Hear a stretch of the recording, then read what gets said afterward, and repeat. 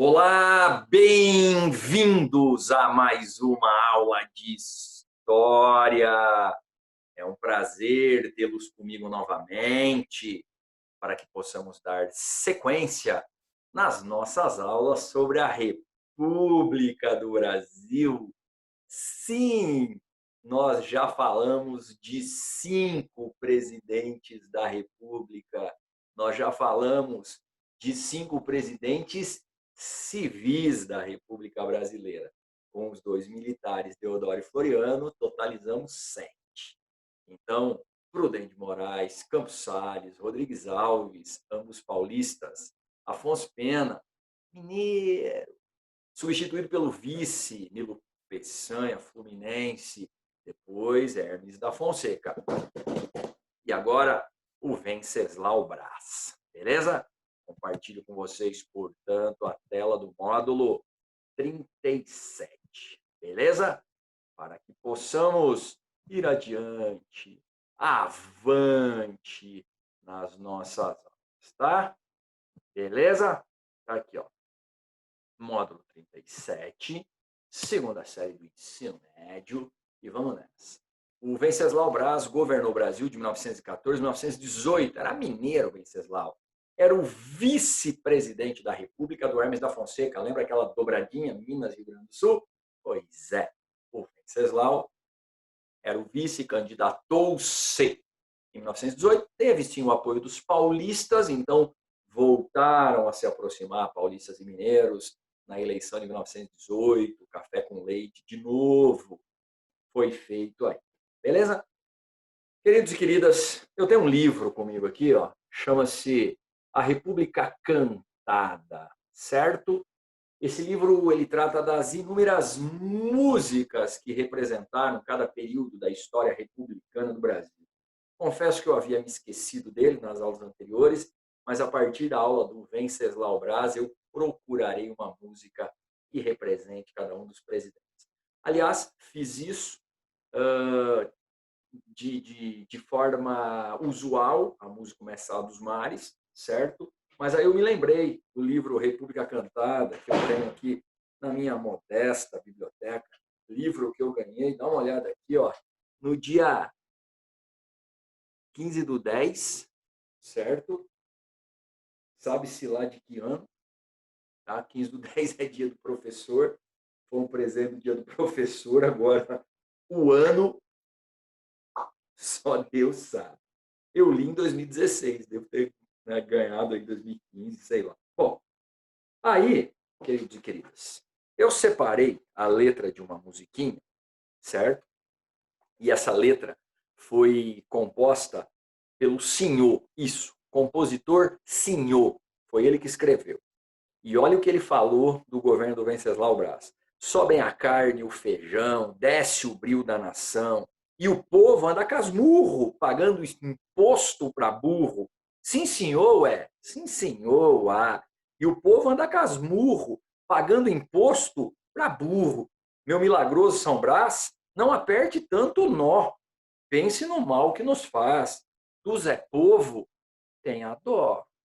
Então vejam vocês, há mais de 100 anos na história do Brasil, já se queixavam da carga tributária, pois para o governo é fácil. Quer aumentar receita? Crie novos impostos. Aumente a alíquota dos impostos que já existem. Tribute o cidadão. Se o cidadão quer ganhar mais dinheiro, trabalhe mais, gaste menos, controle suas despesas. Mas o Estado não. Basta criar novos impostos e aumentar a tributação. Tenha dó desse povo, São Brás, como disse o compositor Senhor, para que não misturem as coisas, beleza? Vamos nessa. Venceslau Braz, portanto, um governo com tributação exagerada, inflação, e o povo é que coma menos. O povo é que controle suas contas, pois é muito gastão, enfim. Vamos ao que interessa.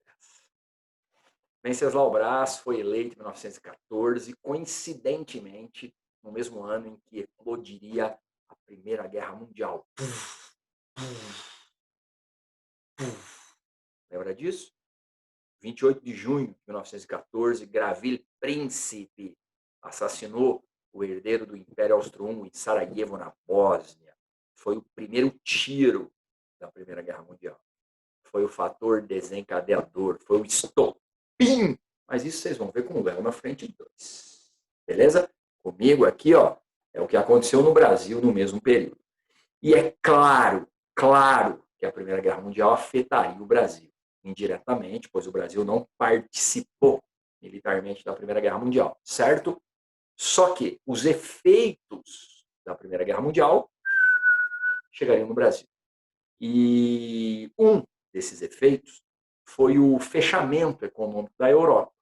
Então, as exportações europeias reduziram-se substancialmente. O Brasil enfrentava dificuldades para importar aquilo que tanto necessitava. O Brasil, então, teve que se virar, teve que começar a produzir aquilo que outrora importava. E isso trouxe consequências interessantíssimas para a economia brasileira. Por exemplo, um surto de industrialização. O que é um surto? É algo que repentinamente acontece e repentinamente desacontece. Ou seja, repentinamente inicia-se e repentinamente termina. Beleza? O Brasil, então, repentinamente passou a ter indústria. E quando a guerra terminou, a maioria dessas indústrias faliu. Bom, esse surto de industrialização do período, portanto, foi uma consequência da Primeira Guerra Mundial. Tá bom? Uma consequência da Primeira Guerra Mundial. E talvez você, curiosamente, me pergunte, Fabiano, e de onde veio a grana para instalar tais indústrias? Tá de brincadeira comigo, né? De onde veio essa grana, meu querido? Claro, da principal atividade econômica do nosso país. Sim, sim, estamos falando dele, do bom e velho café. Os capitais provenientes da cafeicultura foram investidos nas indústrias de substituição de importação. Os capitais da cafeicultura propiciaram mais um surto industrial. Já tinham proporcionado isso no final do século XIX, voltaram a proporcionar tais capitais excedentes da cafeicultura. E se essas indústrias de substituição de importação, se esse surto industrial é uma decorrência da guerra e proporcionado pelos capitais da cafeicultura, e se a cafeicultura é cultivada no Sudeste, claro que tais indústrias se instalaram onde? No Sudeste. Beleza? Então, a industrialização do Sudeste é uma consequência dos capitais provenientes da atividade cafeeira. Certo? Lembra disso? Que bom. Então, olha, surto de industrialização no Brasil, consequência da Primeira Guerra Mundial. Instalação de inúmeras indústrias de substituição de importação de bens de consumo não durável. Certo? Substituir aquilo que outrora era importado, produzir aquilo que antes se comprava da Europa. A qualidade é a mesma? Não. Mas, na ausência do produto europeu, o produto nacional satisfazia tais necessidades. E esses produtos, esses bens de consumo não duráveis, são representados pelos alimentos, pelas bebidas, tecidos, ferramentas, enfim. Quando se fala têxteis, eu gostaria de dizer o seguinte, não são tecidos propriamente para fazer roupas, a não ser os tecidos grosseiros para fazer roupa comum, pois a indústria têxtil desse período, ela está muito mais atrelada ao que nós chamamos de indústria têxtil de fiação e de sacaria. A de fiação, como o nome já diz, produzia fios de algodão. E tais fios de algodão eram utilizados para fazer sacos, sacaria. Esse saco poderia ser tanto de algodão, rústico bruto quanto de juta. E é claro que tais sacos eram utilizados para a exportação do café. Então, mais uma vez, a economia cafeeira está atrelada, beleza? Sacarias e fiações eram as principais representações de indústrias têxteis. Claro que existiam também outros tecidos, mas predominavam fiações e sacarias. Ferramentas, ferragens também foram produzidas, prego, por exemplo, que entra aí no quesito ferragens, pois o Brasil se via em tamanha dificuldade para conseguir comprar aquilo que estava acostumado a importar, beleza? É claro que a qualidade não é a mesma do produto europeu, do produto importado, mas na ausência deste, o produto nacional satisfazia as necessidades, certo? Só que tem um detalhe: se surgiram indústrias, é necessário ter trabalhadores para tais indústrias, ok? Então, esse operariado urbano surge, se avoluma, se organiza, pois não havia legislação trabalhista e a exploração do trabalho se dava de maneira, digamos, violenta. Tanto a questão dessa violência física ou da violência no sentido de longas jornadas, de ausência de salubridade nas instalações, de despreocupação com acidente de trabalho, com barulho nas instalações, enfim, não havia preocupação nenhuma em minimizar as precárias condições do local de trabalho. Era muito comum trabalho infantil, trabalho feminino, sabemos, desde a Revolução Industrial Inglesa do século XVIII, certo? Mas no Brasil, o trabalho era predominantemente feito por imigrantes. Afinal de contas, nós sabemos que o brasileiro nato ele é fruto da miscigenação, português, com o africano e o indígena, ok? E esses ainda sofriam com a questão do racismo, preconceito, discriminação, tudo mais. Então, a maioria desses trabalhadores eram imigrantes, e a maioria desses imigrantes eram de origem italiana, certo? Esse operariado, portanto, se forma por questões de necessidade, só que não havia limitação de jornada, não havia adoção de salário mínimo, não havia descanso semanal remunerado, não tinha nada disso. Então, esses italianos que chegaram no Brasil já com uma consciência de classe, pois a luta operária na Europa já tinha começado no século XVIII, na Inglaterra, e se espalhado a partir daí, esses imigrantes se organizam com base no anarquismo e no socialismo. E no Brasil, essa influência anarquista, principalmente, dará origem ao chamado anarcossindicalismo, a organização de sindicatos clandestinos que defendiam os interesses dos trabalhadores, organizavam panfletagem para conscientizar os trabalhadores e chegaram a organizar greves, sendo que a mais importante foi essa que eu aqui citei, a de 1917, tá? Ou de 1917, se vocês preferirem. Bom, então, organização operária, surgimento e organização do operariado urbano, em decorrência do surto industrial do período. Então, o surto de industrialização traz consigo o surgimento, ampliação e organização do operariado, com base anarcossindicalista, certo? O que eles reivindicavam? Melhores condições de trabalho e salário. Então, de modo generalizado, o termo é esse, certo? Reivindicavam melhores condições de trabalho e de salário. Em particular, reivindicavam a limitação da jornada de trabalho diária em 8 horas, isso já era uma realidade europeia, já era uma realidade no México desde 1917, lembra? Tudo bem, está no meio do período aí, mas o México, com a sua Constituição de 1917, consolidou essa jornada de trabalho de 8 horas. Falamos disso bem pouco tempo atrás, no último módulo do Caderno 2, quando falamos de Revolução Mexicana, lembra? Aliás, essa questão da jornada de 8 horas é algo largamente defendido no século XIX por inúmeros pensadores, dentre eles o próprio Nietzsche, para ficarmos na área da filosofia e não da ciência política, para não citar Marx, como sempre se faz, cito Nietzsche. O Nietzsche dizia assim: todo aquele que não é dono de pelo menos um terço do seu dia é um escravo. Não interessa o que ele faça de resto. Olha que frase forte, cara. Todo aquele que não é dono de pelo menos um terço do seu dia é um escravo. Não interessa o que ele faça de resto. E é claro que para ser dono de um terço do dia, nós temos que ter 8 horas livre. Então, falava-se que 8 horas, ou seja, um terço do dia, deve ser destinado ao trabalho, o outro terço destinado ao descanso e o outro terço ao ócio. Que seja criativo esse ócio, mas ao ócio, o tempo que é meu. Então, um terço do dia é meu, um terço eu vendo. Eu vendo a mão de obra, eu vendo a força de trabalho, seja ela física ou intelectual.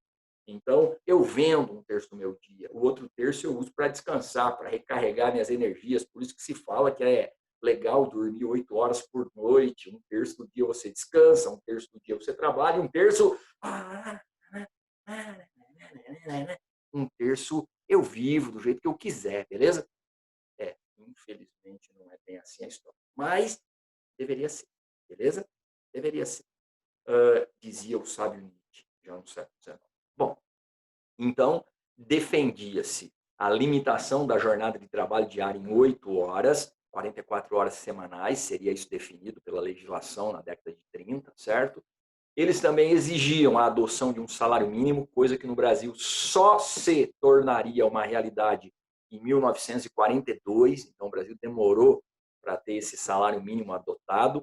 Nós vamos falar disso no momento oportuno, não vou ficar discutindo isso agora. E de leis trabalhistas, ou seja, eles queriam ter garantias, eles não tinham, eles trabalhavam e não havia nenhuma segurança no ambiente de trabalho, não havia nenhuma segurança com relação à estabilidade, não havia um contrato de trabalho, não existia carteira de trabalho, não existia trabalho registrado, não tinha nada, nada. Então, aqui, esse movimento operário começa a descortinar uma relação patrão-empregado e exigindo que algumas normas fossem estabelecidas.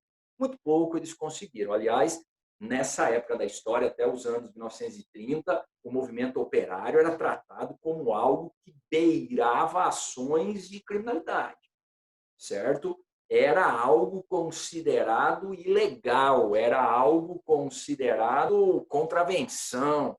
Tanto é que imprensas clandestinas de panfletagem, de conscientização, eram atacadas pela polícia. O movimento operário ele era reprimido pela polícia. Inúmeros imigrantes, líderes sindicais foram assassinados, outros foram expulsos do Brasil. Então o bicho estava pegando. Quem legalizará o movimento operário no Brasil será Getúlio Dornelles Vargas na década de 1930, mas eu vou deixar para falar desse cara depois, beleza? Tudo bem? Aqui eu quero que vocês saibam o seguinte: esse movimento operário anarco-sindicalista, ele foi responsável por uma das maiores greves da história do Brasil, não tanto com relação ao número de participantes, mas sim com o impacto. A cidade de São Paulo parou com a greve geral de 1917, certo? Parou. Tá bom, não eram tantas empresas como hoje, mas havia inúmeras delas.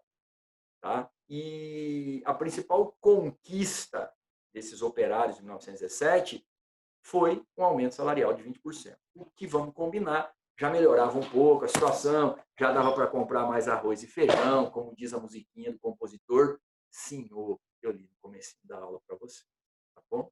Então, essa greve geral, ela foi a principal manifestação operária do período e conseguiram, sim, um aumento salarial real de 20%, o que é considerado uma conquista, certo? Mas o anarcossindicalismo ele começa a ser articulado. Por exemplo, vejam vocês, o Vargas, quando assumiu a presidência da República, ele tomou uma medida, né, que era chamada Lei de Nacionalização do Trabalho, nome bonito, e passou a ser conhecida como Lei dos 2/3, pois ela determinava que 2/3, todos os operários brasileiros, os trabalhadores das indústrias, deveriam ser brasileiros e não imigrantes, certo?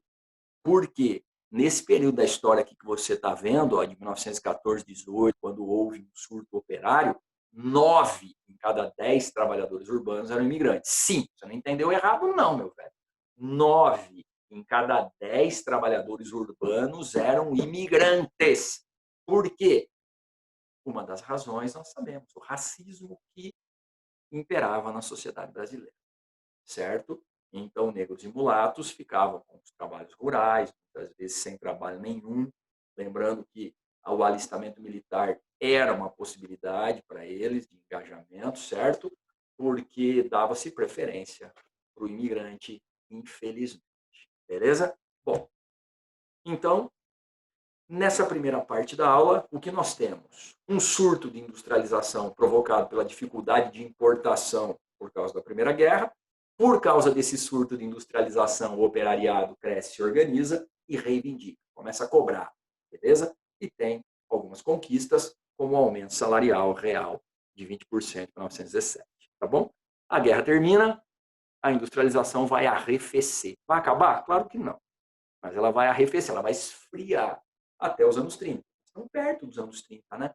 12 anos para chegar nos anos 30, a partir do final do governo Venceslau. E aí, nos anos 30, a industrialização do Brasil, de fato, se consolida. Mas deixemos para falar sobre isso no momento oportuno. Tá bom?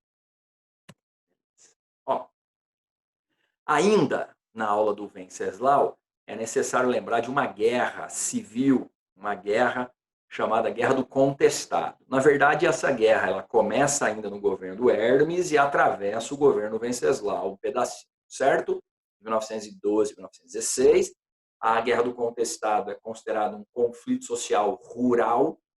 Isso significa que é uma guerra que envolve indivíduos marginalizados socialmente em defesa da posse de terras. Isso é um conflito social rural. É um conflito no qual existe a luta pela posse da terra, como Canudos, falamos recentemente, ok? O contestado também tem a característica do messianismo sebastianista, como Canudos. O contestado também terá um líder religioso, a exemplo do conselheiro chamado João Maria, beleza? O monge João Maria, como ele era reconhecido. E esse conflito social rural do contestado, ele ocorreu lá na região da zona de Palmas, que embora você pense que não saiba, você sabe muito bem onde fica, pois nós falamos nisso no módulo 33, parte 1, meu querido, minha querida. Falamos sobre isso lá no governo do presidente Prudente de Moraes, lembrou? Questão da zona de Palmas, arbitramento internacional do Cleveland, presidente dos Estados Unidos, lembrou? E aí, aquele pedaço que foi anexado ao território brasileiro agora é também disputado, porque havia ali uma disputa litigiosa agora interna. Paraná e Santa Catarina reivindicavam maior ou menor aquisição territorial. Então, a Guerra do Contestado foi um conflito social rural na divisa dos estados de Santa Catarina e Paraná, na qual, ou na região, na qual viviam e se enfrentaram poceiros, madeireiros, trabalhadores rurais e proprietários de terras da região, além das consequências sociais da contratação e posterior desocupação dos trabalhadores responsáveis pela construção da ferrovia da empresa Brasil Highway Company. Vou pegar um fôlego aqui. Na verdade, o que aconteceu foi o seguinte: para construir uma ferrovia na região, a Brasil Highway Company contratou muitos nordestinos e esses vieram fazer o trabalho pesado, derrubar árvores para fazer dormentes e assentar os trilhos da ferrovia. Uma vez concluída a ferrovia, eles ficaram desocupados, desalojados e passaram a disputar terras com quem ali já vivia. Poceiros, madeireiros, grileiros, trabalhadores rurais, e aí vem um conflito. Pois os proprietários rurais também queriam defender as suas terras. O exército brasileiro participará dessa guerra. A intervenção do exército, com a utilização pela primeira vez na história do Brasil da aviação militar, resultaria na destruição da cidade messiânica do monge João Maria, a cidade de Santa Maria, e O saldo negativo dessa história é um total de 10 mil mortos. Então, o Brasil, no final do século XIX, início do século XX, ele foi marcado por inúmeros movimentos sociais rurais. A história destaca os mais importantes, ou pelo menos os mais conhecidos. O de Canudos, com o Conselheiro, o do Contestado, com o João Maria. Beleza? Então, só para citar para vocês aquela região, lá atrás, já visitada na aula do Prudente Moraes, a questão da Zona de Palmas, território que era da Argentina, passou a ser brasileiro.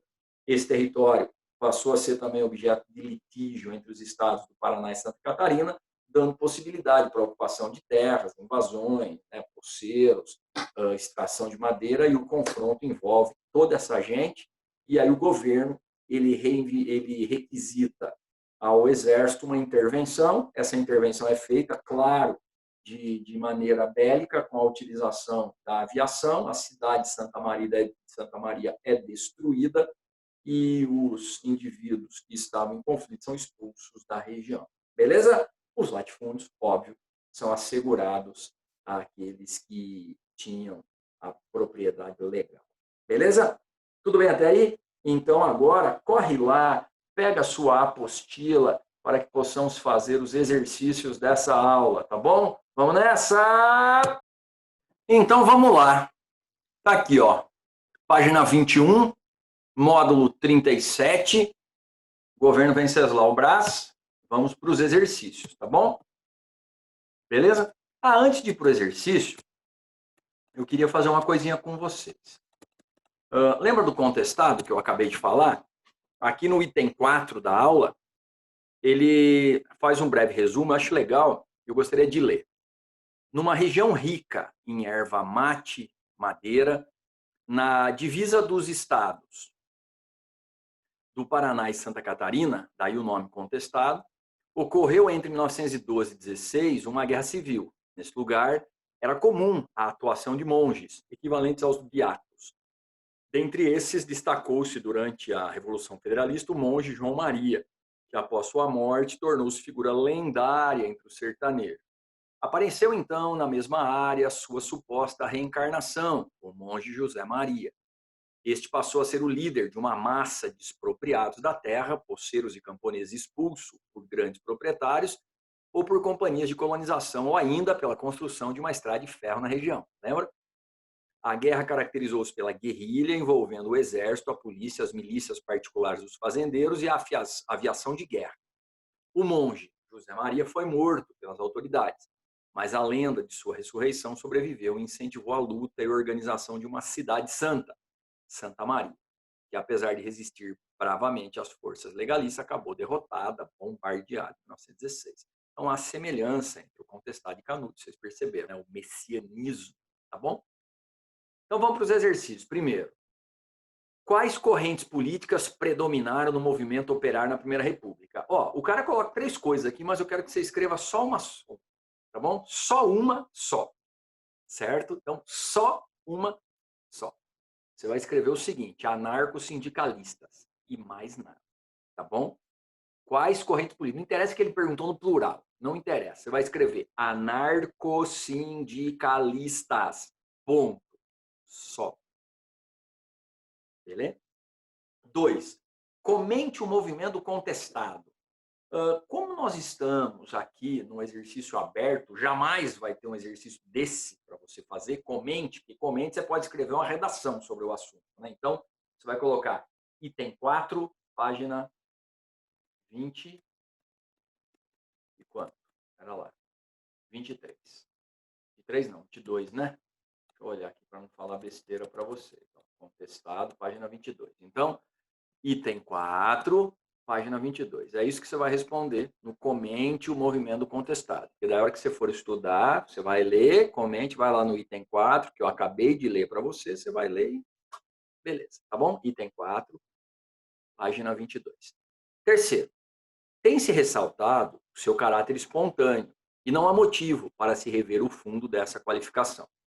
A ausência de um plano, de uma coordenação central, de objetivos pré-definidos é patente.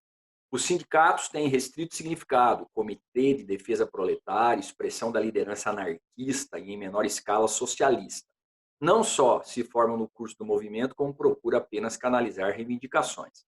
O padrão de agressividade da greve relaciona-se com o contexto sociocultural de São Paulo e com a fraqueza dos órgãos que poderia exercer funções combinadas de representação e controle. Certo? Boris Fausto, trabalho urbano e conflito social. O texto faz referência. É claro que aqui fica fácil da gente responder, porque nós acabamos de ver o assunto na aula, mas imagina o cara que estava fazendo ali, né, essa questão, né, da AGV, como é que ele vai responder? Ele vai ter que pegar aqui alguns pontos centrais. Primeiro, que se trata de uma greve, está escrito no texto. Uma greve com participação de anarquistas em São Paulo só tem uma: a greve geral de 1917. É assim que eu chego na resposta, tá bom? Greve operária com anarquistas em São Paulo.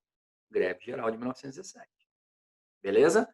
Então, alternativa A. Só consigo responder dessa forma, não tem outra maneira, não tem mágica aí não, tá bom? Infelizmente.